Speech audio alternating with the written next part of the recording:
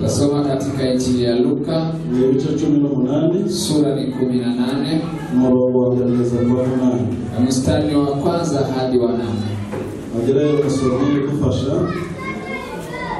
saidie kusoma Injili ya Luka ibice 18 sura ni 18 tura ku murongo wa mbere turaza kwa 8 mstari wa kwanza hadi wa 8. Tutafunze umusoro mwiza dufashe. Reka dusome.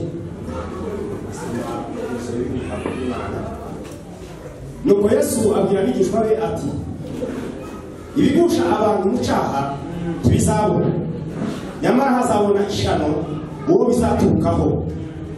Icyaruta kuri we nuko bamuhambira Abela 18 guhera. Yesu akira abigishwa be umugani kugira ngo abumvise ko bagomba guhora basenga ntibacogore.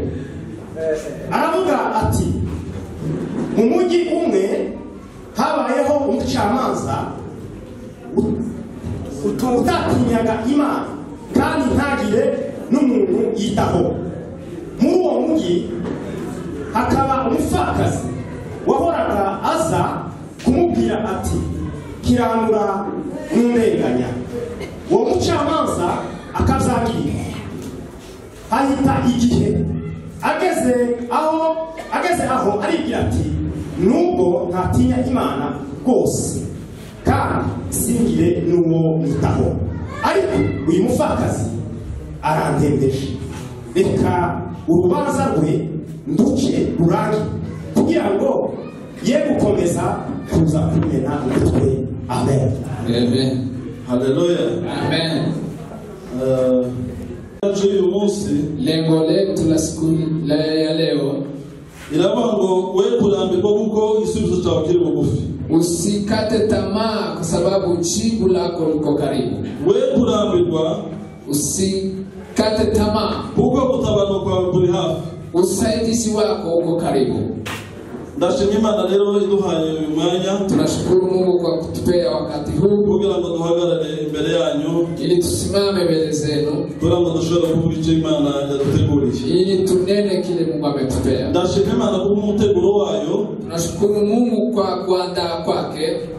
Iri jambo narindi baranyika ibyumweru bibiri. Neno hili amekaa nalo karibu wiki mbili. Abanyamasengesho bagira televiziza ngo bari hawe. Waombezi ndio wanasema eti umelipewa. Naje jambo nari hawe mu byumweru bibiri bishize. Hili neno nimelifunuliwa kwa wiki mbili iliyopita. Nari ziko tuzarikoresha mu cyumweru cyashize. Nilikuwa najua tutalinena last week. Ariko kubera ko hari umuntu warupangiye uwo munsi, lakini kwa sababu kulikuwa mtu mwingine wa mnenaji, ntabwo zakuze kubigo jambo litambuka. Haikuwezekana. Jewe mu bitekerezo byaje nk'umuntu, lakini kwa mafikira yake kama mwanadamu, nibwira ko tugomba kuritangiza na muri kila cyumweru cyashize. Alikuwa anafikiria kwamba ingewezekana tuanze na last week imepita. Aba twari turi kumwe hano mu masengesho mu gitondo, wale tulikuwa nao kwa ibada ya asubuhi, nababwiye ko ari ikintu cyahindutse.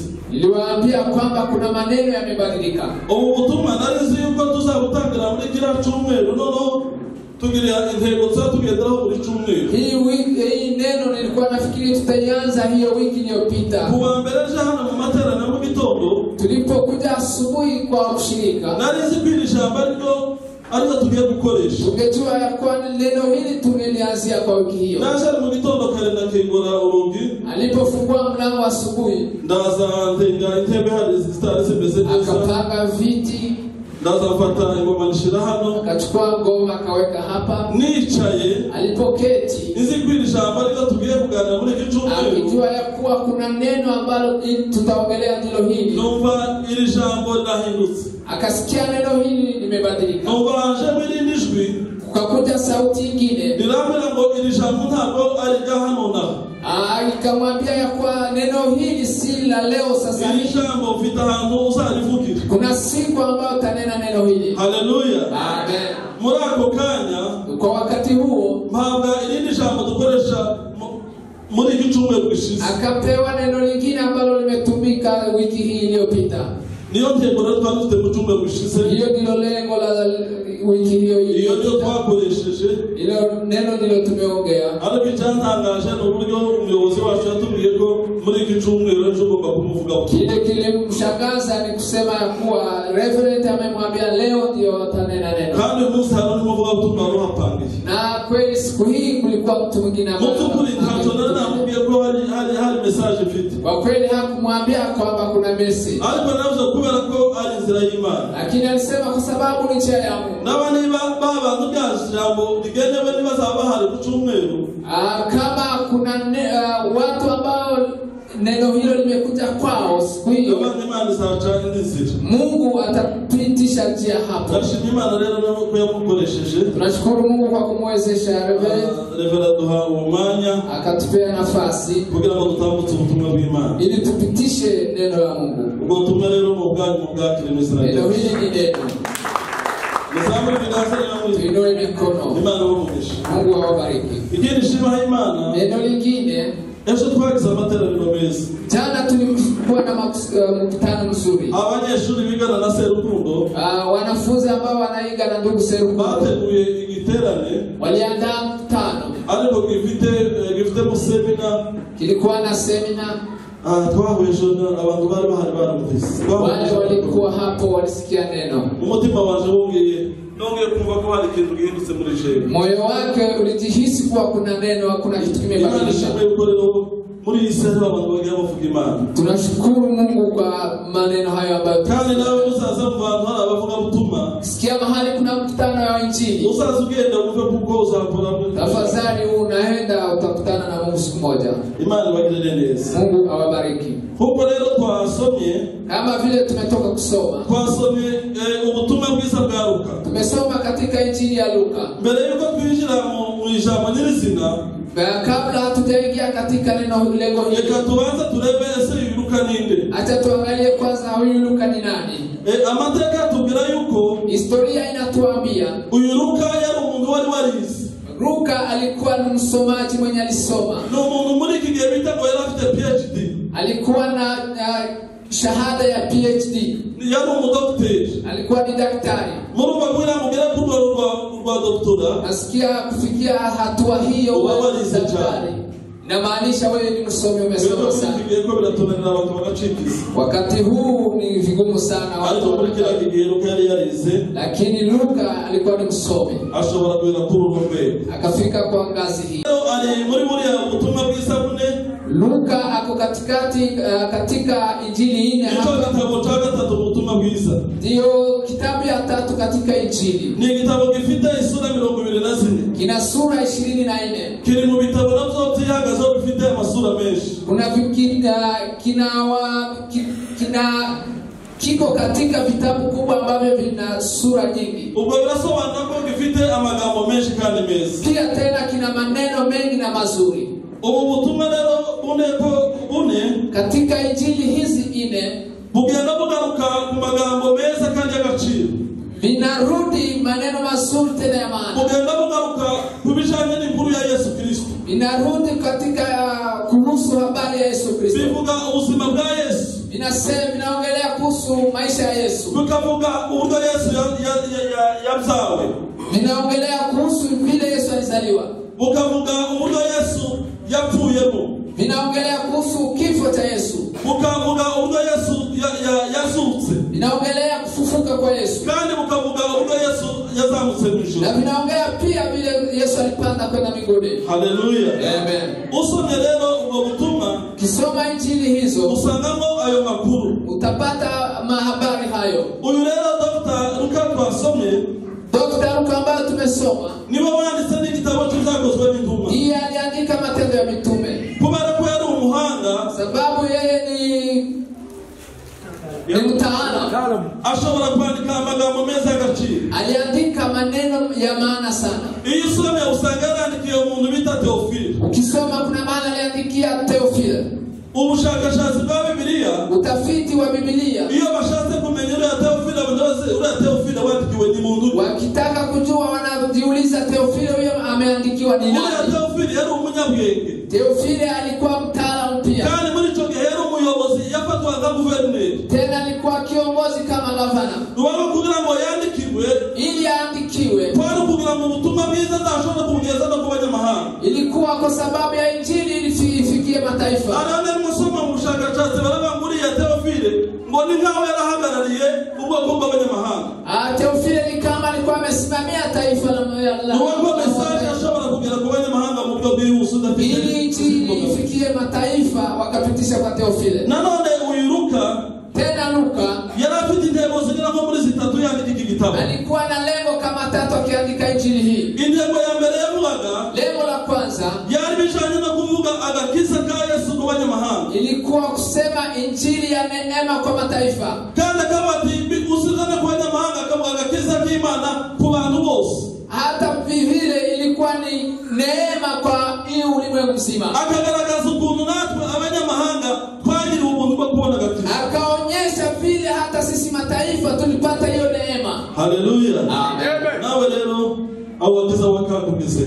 Hata wewe pia neema hiyo. Ili lengo ya kabiri ya Luka, lengo lingine yavugaga ujanye n'uburyo Yesu yapfuye akazuka. Alisema vile Yesu alikufa na akafufuka. Kandi agapfira abanyamahanga. Na akakufia mataifa. Nange twari turimo.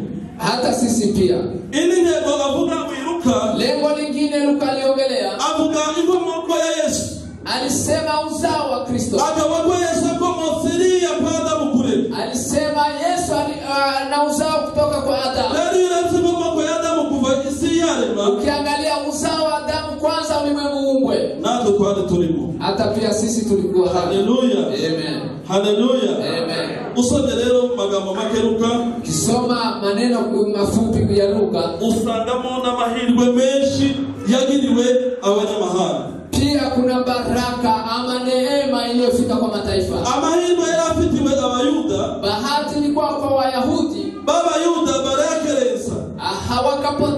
Wakapoteza bahati hiyo. Kibayaha agaciro. Hawakuipea thamani. Ya mahirwe aza kugarukira twebwe abanyamahanga. Bahati hiyo ikaturudia sisi mataifa. Tuzabura Yesu cyubahiro. Amen. Reka tugaruke ku gice twasomye. Acha turudi kwa sura hii ambayo tumesoma. Umwami Yesu avuga aya magambo. Yesu akaongea maneno haya. Ubwo yagendaga yaciraga abantu umugani. Wakati alipotembea alikata hadithi hii. Mu mirimo yose yagendaga yavugaga avuga mu migani. Maneno yake mengi alikuwa akinena kwa hadithi. Abacira umugani wo kubigisha ko bakwiye gusenga ubudasiba. Akawaambia hadithi hii kwa sababu waendelee kuomba bila kukoma. Gusenga ubudasiba. Kuomba bila kukoma. Arababwira ngo be kuzarambirwa. Akawaambia wasikome. Haleluya. Amen. Intego yacu, lengo letu irava ngo be kurambirwa. Usichoke. Turagenera tuvuga ariko uzaza kubitagatiba uvuge ngo se niki kiri gutuma ndambirwa. Taongea maneno mengi lakini kiini ni kusema birashoboka waba ufite ikintu byagituma urambirwa muri iki gihe. Inawezekana kuna neno fulani ambalo linafanya uchoke. Intego yacu ngo we kurambirwa. Lengo letu ni usichoke. Utabarwa kwa kuri hafi. Usikate tamaa. Usaidizi wako uko karibu. Haleluya. Amen. Hariho ngo umucamanza mu mudugudu umwe. Kulikuwa kuhani mahali pamoja kijiji moja. Uyu mucamanza ngo ntabwo yarakishije. Kuhani huyo hakuwa ameokoka. Kandi ngo ntiyitaga no kubantu. Tena hakujali maisha ya wengine. Abamuganaga bose nta numwe yakiraga neza. Wale walikuwa wakimtembelea hakuwakaribisha vizuri. Katika kijiji hicho harimo umupfakazi umwe. Kulikuwa mjane mmoja. Uyu aza gusanga uyu mucamanza. Huyu mjane akamtembelea kuhani. Araza aramubwira ngo ndengera ku mazi wacu. Akamwambia tafadhali nisaidie kwa adui wangu. Undengere ku muntu uzengereje. Nisaidie kwa adui wangu ananilemea. Sasa wafite utubaza gutwa gutwa. Je, uko na shida kama ukaona nuwo wambira? Hata pia unaweza kuwa umekosa yule utaambia. Ngomara imisi atemera. Akachukua muda mrefu kwani huo bila kukubali. Bayasaga buri gihe. Akakwinginga uwo mucamanza. Ndana alikuwa akikuja kila kuchao akiomba huyo kuhani ili amsaidie. Ariko umucamanza kuhani huyo ntabwo yazumva, hakumsikiza. wa mubyeyi wakongera kandi akazinduka, Mama huyo tena anaamka asubuhi, ntabwo yatinyaga imbeho ya mu gitondo, hakuogopa baridi ya asubuhi, ntabwo yatinyaga n'izuba, pia hata kuogopa jua. akaza akaba ati nonose ndamutungana heje, Hakujali akifikiria je ariko nitaishi, agashinyiriza, lakini akaweka bidii, akabangwa reka ngende nongere nzindukeyo, akasema acha niamkie tena niende, nubwo mbizi neza yuko atari kumbe serivisi nziza, hata kama najua hata nikubali, ariko reka n'ubundi reka kugenda, lakini acha niende tu. wakongera akazinduka akagenda, Anaamka naenda asubuhi, yagereye wakongera akamusubiza, akifika namrudisha, agasanga kandi akamukomeza kwako. vile vile akaendelea. Noneho igihe kimara kugera, Siku moja ilipofika, Yesu agiye gutabara, Yesu alipotembea hapa duniani, nta muntu azagisha inama, Yesu haongei na mtu. iyi saa yo gutabarwa yageze, Saa ya kutembelewa na Yesu ikifika, uratabara. unasaidiwa. Haleluya. Amen. Uyu mucamanza Kuhani huu ngo amaze kubona yuko wa muntu yamusengereje, alipoona amelemewa na huyu mjane wa kila siku, aravuga uyu muntu aranduhije, akasema huyu mjane amenichosha. rero kubera ko anduhije, Kwa sababu amenichosha, reka murengere. acha nimsaidie. Haleluya. Amen. Reka murengere Acha nimsaidie kugira ngo atongera guhoraza aze kunshaka, ili asiendelee kuja kila uchao asubuhi na kunitafuta, kuko Imana izikiza, kwa sababu Mungu anakata njia.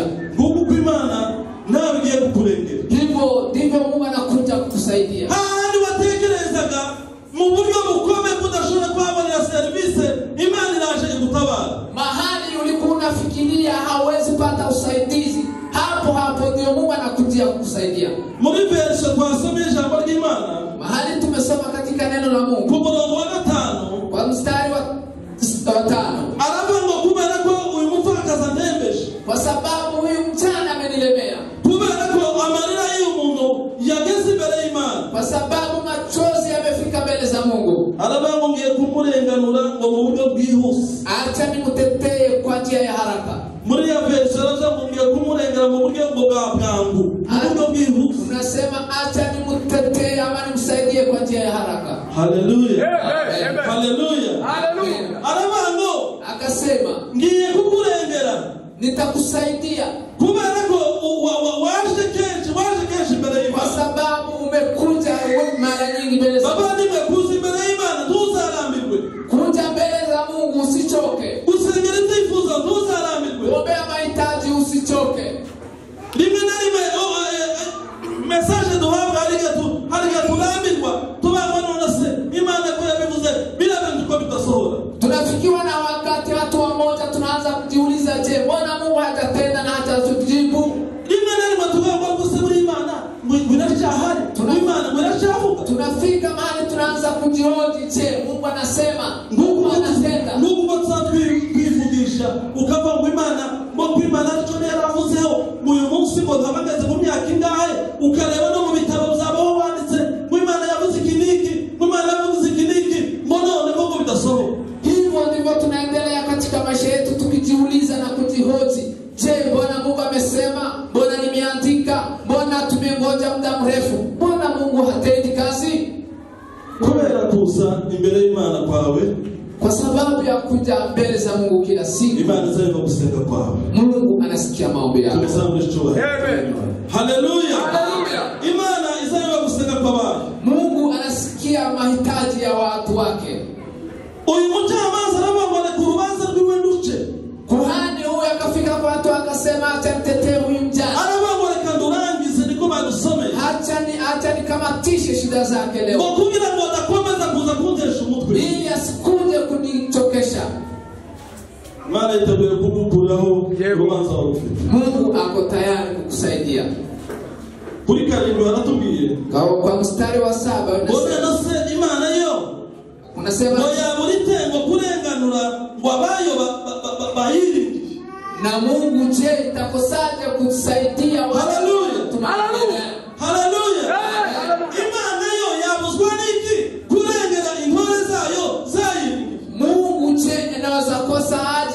kusaidia wale ambao wanamtumaini.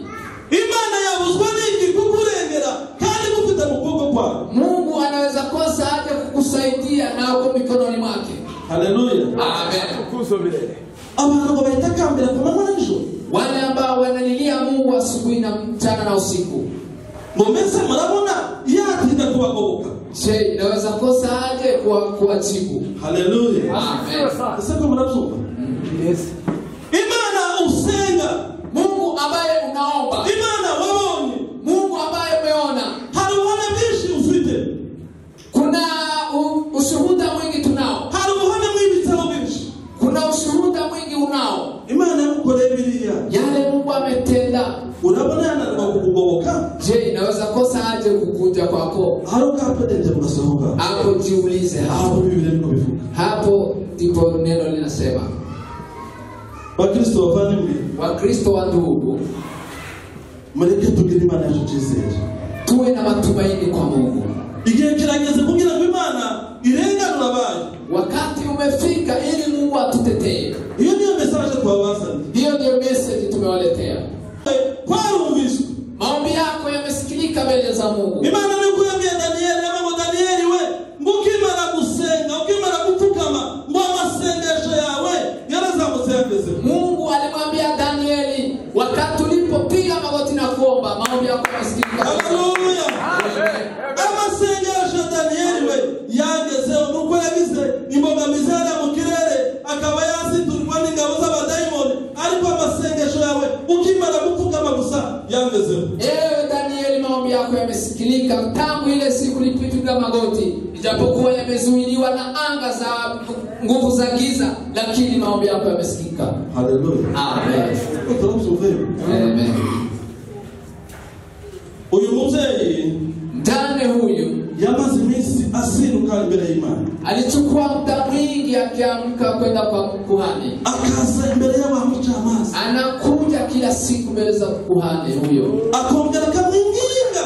Anamusihi, Akamubwira ngo wandengeye. tafadhali unisaidie kwa Wandengeye wamuveye. kuhani, nisaidie. Umucamanza ngo kubera ko waje.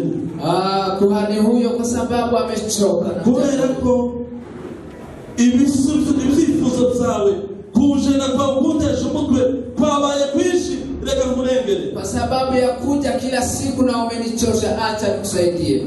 Igitabo cyo kubara Katika Kumbukumbu la Torati ibice 23 mu rugo 19 sura 23 na mstari wa 19. tuze kuhasoma. Uje kusoma mahali hapo. 23:19. 23 mstari wa 19. Imana si umuntu ngo yibeshe, Mungu si mwanadamu adanganye, kandi si umwana w'umuntu ngo yicuze. na si mwanadamu ajute. Amen. Imana ntabwo ari umuntu ngo yicuze, Mungu si mwanadamu ili ajute, kandi ntishobora kwibesha. na hawezi akajidanganya.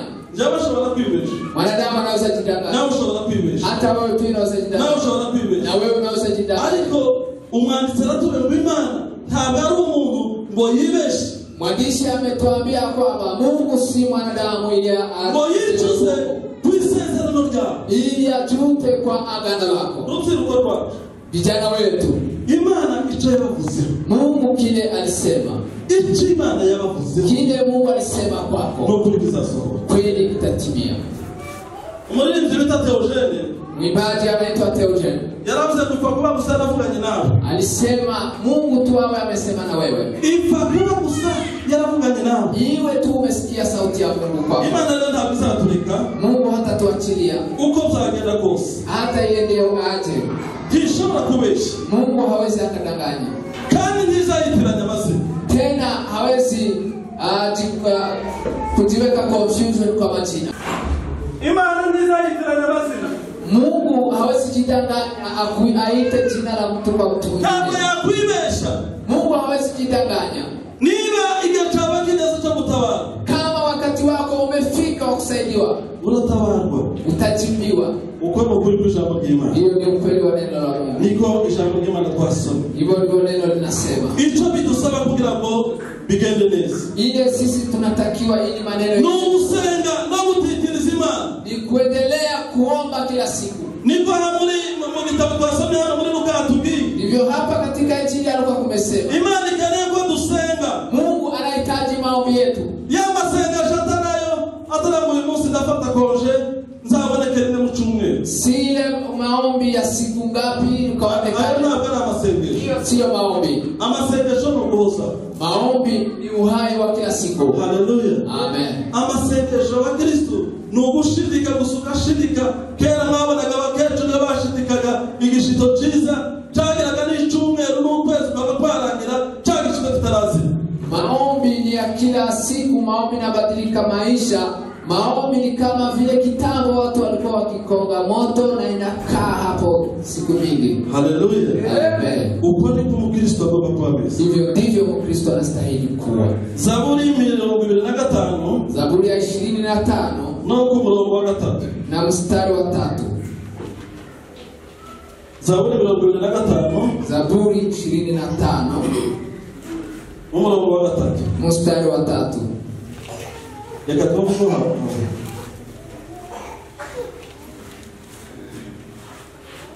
Siko bizaba mu bategereza nta uzakorwa n'iso.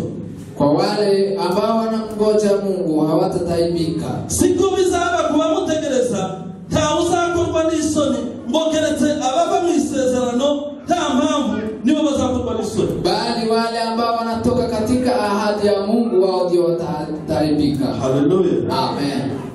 Haleluya. Amen. Siko bizagenda.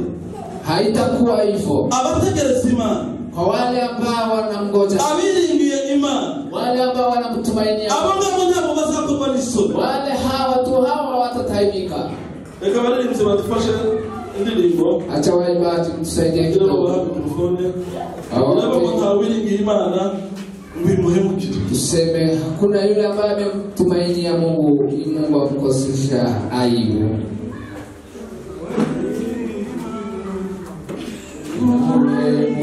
Mukire tawai kore wako tunisoni tawai gimana imure mukire tawai kore wako tunisoni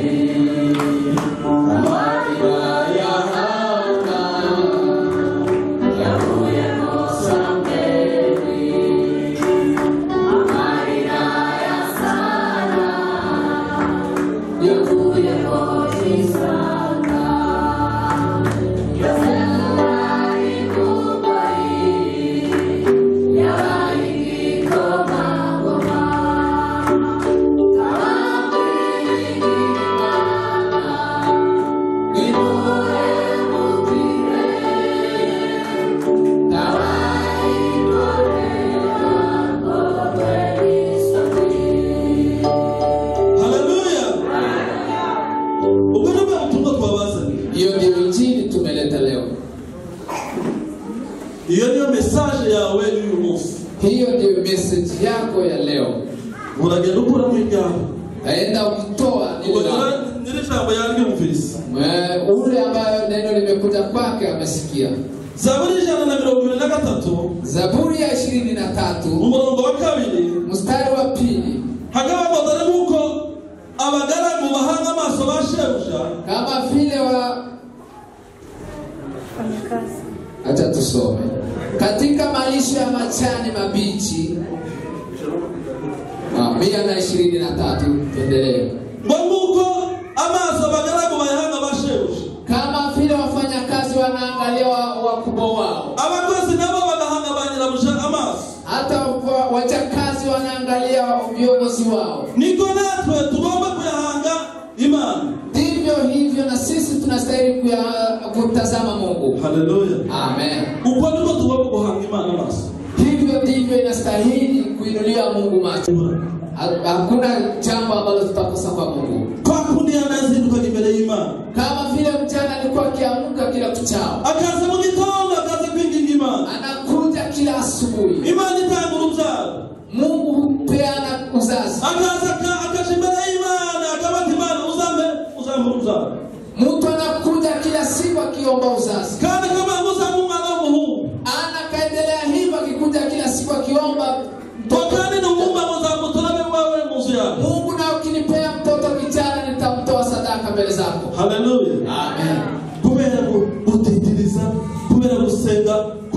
imbere y'Imana, Imana imuhansa. Kwa sababu ya kuomba bila kukoma kila siku, Mungu alisikia maombi ya Ana na akamjibu. Hari ibintu tugomba kwigira. Kuna maneno ambayo tunastahili kuri uyu muvyeyi. Kuna maneno ambayo tunastahili kuiga kwa mama. Hari ibintu bigana muri bitatu. Kuna maneno kama 3 tugomba kwigira kuri mupfakazi. Tunaweza iga kwa huyu mjane. Ikintu cha mbere uyu muvyeyi yakoze. Neno la kwanza mjane huyu alifanya. Yirize gucika intege. Hakukata tamaa. Yirize gucika intege. Hakukata tamaa. Iminsi yose azindukaga imbere y'Imana. Kila siku alikuwa akiamka kwa Mungu. Yarangiza akaja kumucamanza. Anaenda kwa kuhani huyu. Ntabega zacika intege. Hakukata tamaa. Birashoboka na bamusubiza amagambo atari meza. Inawezekana amerudishwa kwa maneno mabaya. Ariko ntabwo yacitse intege. Hakukata tamaa. Yakomeje gusenga no kwinginga. Aliendelea tu kuomba na kusihi. Kugeza umucamanza amuhaye igisubizo. Mpaka kuhani huyo akamjibu. Biblia yatubwira. Biblia inasema hari abantu bashoboye kwihanganira kandi baranesha. Kuna watu ambao wameendelea wameshikamana kwa kuvumilia na wakashinda. Hari inkuru bazatubwira bakobwa 10. Kuna mahali Biblia inasema wale mabilika 10. Bamwe bakobwa 10 bamwe bashobora gukoresha amatabaza yabo nabi. Wamoja walifanya mataa yao wakayatumia vibaya. Ariko abantu bashoboye kwihangana. Wale ambao ni wavumilivu bagategereza kumugenasi. Wakangoja bibi harusi bwana harusi akuje. Wakimara kumva yuko aje. Waliposikia kelele ya kutungo kubera ko bari bariteguye. Kwa sababu walikuwa wamejiandaa. Ngo bashoboye gucana amatabaza yabo baza kumutega. Walirasha mataa yao wakamlaki bwana harusi. Baraza baramwakira babana nawe. Wakamlaki bwana harusi wakasherehekea pamoja. Tugomba gufatira nk'abakristo. Hiyo ni mfano ambao mzuri tunaweza iga. Utitiriza imbere y'Imana. Kuomba bila kukoma kila siku. Bavandimwe, hano zupfukamira buri wese zahura n'Imana yiwe. Wongera usubire ahandi, wongera utitirize, wongera winginga Imana. Ahari Imana igiye kugutabara. Inawezekana endelea kwa maombi mahali unapiga magoti, endelea kupiga magoti mahali hapo. Mungu yuko karibu kukujibu. Ikindi kintu cha kabiri ya Musa yarafite. Neno la pili ambalo tunaweza iga kwa huyu mjane. Yarafite kwizera. Alikuwa na imani. Haleluya. Amen. Uyu mubyeyi yarafite kwizera. Mjane huyu alikuwa mwenye imani. Nubwo yari mu kibazo gikomeye, hata kama alikuwa kwenye shida, nubwo yacitse intege, hata kama alionekana ameregea, yakomeje kugira Imana icyizere. Aliendelea kumtumainia Mungu. Akomeza gusenga ubudasiba. Akaendelea kuomba bila kukoma. Abigisha babaza Yesu. Wanafunzi wakamuuliza Yesu, baramuona se kwa kwigisha gusenga. Mbona unatufunza kwa mambo ya kuomba? Mbona unadusenga se iminsi ngapi? Tuombe siku ngapi? Muri gihe tumenye ko ari amasengesho, abantu bashobora amasengesho iminsi 3. Siku hizi kuna vile watu wanapanga maombi ya siku 3. Yero ukabara kwiyiriza. Unaweza chukua mafungo ya siku 3. Cyangwa se ugasenga uhafata kandi batokoroheje. Ama uombe ukikula kitu kidogo. Abandi bagafata iminsi 7. Wengine wanaweza chukua wiki nzima ukiomba. Danieli basenze iminsi 21. Wakina Danieli waliomba 21 siku. Alipima na yabumvisha ku munsi wa 3. Lakini Mungu aliwajibu kwa aliwasikia maombi yao kwa siku ya 3. Umunsi yavuba nato tuyagutangira amasengesho iminsi 21. Hapa karibuni tuko karibu kwanza maombi ya siku 21. Abandi basenga iminsi 40. Wengine pia wanaomba siku 40. None ngo aravuza ngo none se uzadusenga iminsi. Wanafunzi wakamhoji Yesu, akamuuliza, je, tuombe siku ngapi? Yesu anawe ngo musenge udasinga. Muombe bila kukoma. Haleluya. Haleluya. Yesu anawe ngo musenge udasinga. Yesu akamwambia ombeni bila kukoma. Uyu mupfakazi nawe yarasenza arizera. Mjane huyu aliomba na akaamini. Aratitiriza Imana. Akaendelea kuomba kila siku. Imana imubera igisubizo. Mungu akakujibu kwake. Imana imubera igisubizo. Mungu akakujibu kwake. Tugiye gusoza. Kwa karibu kukamatisha.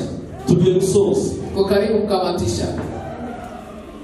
None niba uyu mucamanza tubaha Imana, je, kama kuhani hakimu huyu mwenye kandi ntihite no ku bantu, hata hajali maisha ya wengine, ariko kubera uburyo uyu mubyeyi yatitirije akamumva, lakini kwa kuja kwa kila siku kwa huyu mjane mpaka kamsikiza, kugira ngo wadakomeza kumurusha, ili asiendelee kumchosha, uyu mucamanza akamurengera, huyu hakimu akamsaidia.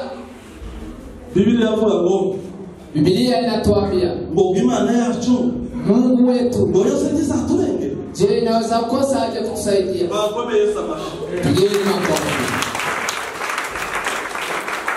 niba uyu mucamanza utanubahaga abantu ntiyitenda no kubaturanyi yarashoboye kumurengera ngo Imana yo data wa twese izabuzwa ni kukurengera. Kama kuhani huyu hajali maisha ya watu hata atii watu, je, Mungu atakosa aje kutujibu maombi yetu? Haleluya. Amen. Arongera aza gusoza na hepfo Alipokaribia kukamatisha hapa chini kidogo, yongera kubaza ikindi kibazo akajiswali neno lingine. ariko mbese murabona Imana yaturangara? Je, mnaona Mungu anaweza kutuachilia?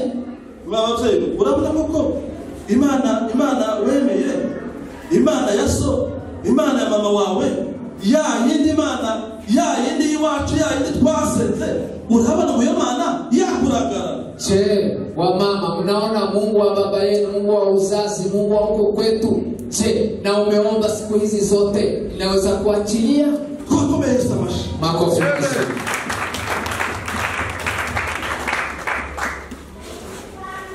Arabanga gusenga kwawe narakumvise. Akasema maombi yako yamesikika. Utaka kwawe Imana narakumvise. Kulia kwako Mungu amesikiza. Kwinginga kwawe Imana narakumvise. Kusihi kwako Mungu amesikia. Amarira yawe urarurira Imana narayumvise. Machozi yako unalala ukilia Mungu amesikia. Haleluya. Amen. Haleluya. Amen. Haleluya. Amen. Haleluya. Amen. Amarira murira Imana narayumvise. Machozi mnalia Mungu amesikia. Kwiganyira mugere nako Imana irabizi. Bila uchungu mnao Mungu anajua. Kandi bayiteguye kukubera igisubizo. Mungu yuko tayari kwa jibu lako. Haleluya. Amen. Imana isayumva. Mungu usikia. Tugira Imana itari bayari. Tuna Mungu si bayani. Tugira Imana yo kwizerwa. Tuna Mungu mwaminifu. Imana isayumva bakene. Ni Mungu usikia maskini. Imana isimene abapfakazi. Ni Mungu usikia wajane. Imana idafite abandi badafite ishinga na rugero. Ni Mungu anajali kila yeyote. Wa uri wo hasi. Mtu yule wa chini Imana ikakuzamura. Mungu humuinua. Ikakwicarana n'ibikoma. Anakuketisha na wafalme. Imana se Mungu izareka kutumva. atakosa aje kutujibu Mu gihe twaba ducitse intege. wakati tumekata tamaa, Mu gihe twaba nta kindi cyizere tugifite. wakati hatuna tumaini lolote. Twizere ko Imana iri hafi kudutabara. Tuamini ya kwa Mungu yuko karibu kutusaidia. Tugirire Imana icyizere. Tuwe waaminifu kwa Mungu. Tugirire Imana icyizere. Tuamini Mungu.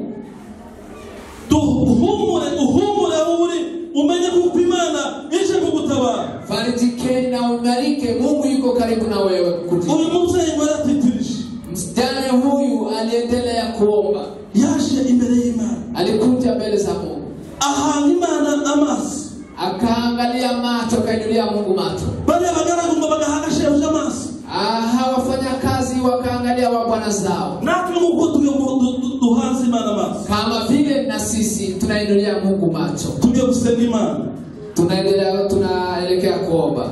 Birashoboka yuko waba umaze iminsi muzima. Inawezekana umekuwa njiani muda mrefu. Bakristo inzira yabaye ndende. Wakristo njia imekuwa refu. Ubutayu bwabaye burebure. Jangwa imekuwa refu. Dusengera ibyifuzo byinshi rimwe na rimwe ntibikemuke. Tunaombea mahitaji mingi na hayajibiwe. Umekomeza gucika intege. Unaendelea kukata tamaa. Ukababara. Unahuzunika. Rimwe na rimwe ukabura n'ikimenyetso. Ukabura n'ikimenyetso warasenze. Hata unakosa ishara. Wafata n'amasengesho y'igihe kirekire. Unaweza chukua muda mrefu ukiomba. Unasenga ukayabona utabonye n'igisubizo. Unamaliza maombi hayo bila kujibiwa. Ariko uhumure Imana harimo. Farijikeni, Mungu yuko karibu kukusaidia. Tugiye gusenga Imana. Tunaelekea kuomba. Mwamuke dusenga Imana. Indokeni na tuombe Mungu. Twongere tubwire Imana. Tuombe Mungu na kumwambia. Tubwire ngo ni wowe uzitegere y'uburyo twakomeretse. Ni wewe unajua uchungu wa mioyo yetu.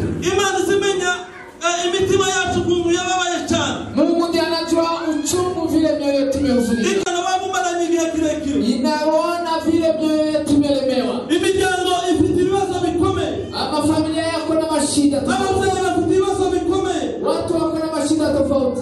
Abana bafite ibibazo bikomeye mu miryango. Watoto wako na shida tofauti. Abana ntibagabimvira ababyeyi. Watoto hawatii wazazi. Ababyeyi nabo harabananiza abana babo. Wazazi nao pia wanachokesha watoto. Rimwe na rimwe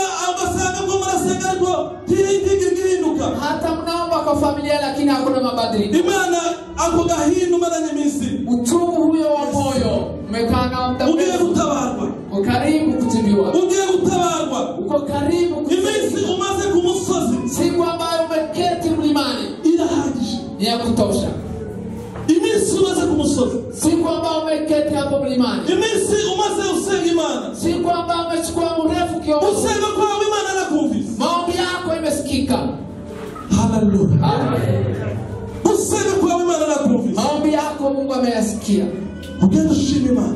Enda umshukuru Mungu. Utangira gutera intambwe. Upige hatua. Uvugiye gutangira no ushima Imana. Useme acha nichukue hatua ya kushukuru Mungu. Ufanye umwitozo. Chukua jiandae.